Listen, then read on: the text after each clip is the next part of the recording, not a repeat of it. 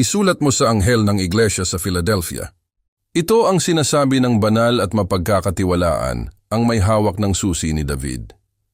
Walang makakapagsara ng anumang binubuksan niya at walang makakapagbukas ng anumang sinasarhan niya.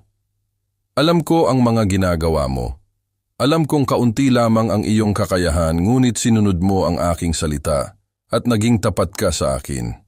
Kaya't binuksan ko para sa iyo ang isang pinto na hindi maisasara ni numan. Tingnan mo, palalapitin ko sa iyo at paluluhurin ang mga kampo ni Satanas na nagpapanggap na mga Hudyo, ngunit hindi naman, at sa halip ay nagsisinungaling.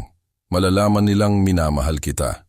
Sapagkat tinupad mo ang aking utos na magtiis, iingatan naman kita sa panahon ng pagsubok na darating sa lahat ng tao sa buong daigdig. Darating ako sa lalong madaling panahon. Kaya't ingatan mo kung ano ang nasa iyo upang hindi maagaw ni numan ang iyong gantimpala. Ang magtatagumpay ay gagawin kong isang haligi sa templo ng aking Diyos, at hinding-hindi na siya lalabas doon. Isusulat ko sa kanya ang pangalan ng aking Diyos at ang pangalan ng kanyang lungsod. Ito ang bagong Jerusalem na bumababa mula sa langit, buhat sa aking Diyos.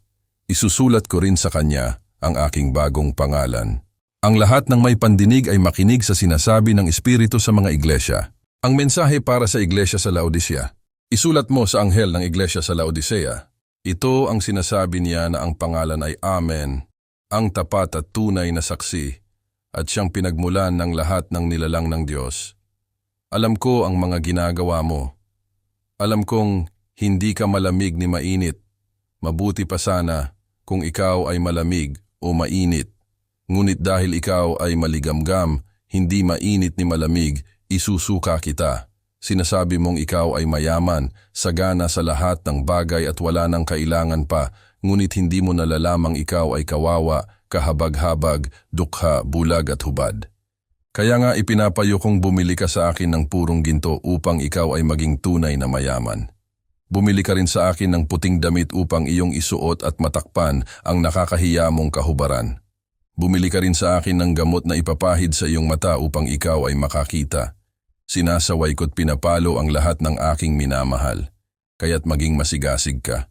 Pagsisihan mo't talikuran ang iyong mga kasalanan. Tingnan mo, nakatayo ako at kumakatok sa pintuan. Kung diringgin ni numan ang aking tinig at bubuksan ang pinto, papasok ako at kakain akong kasalo niya.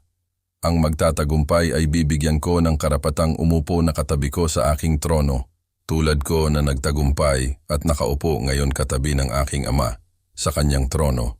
Ang lahat ng may pandinig ay makinig sa sinasabi ng Espiritu sa mga iglesia.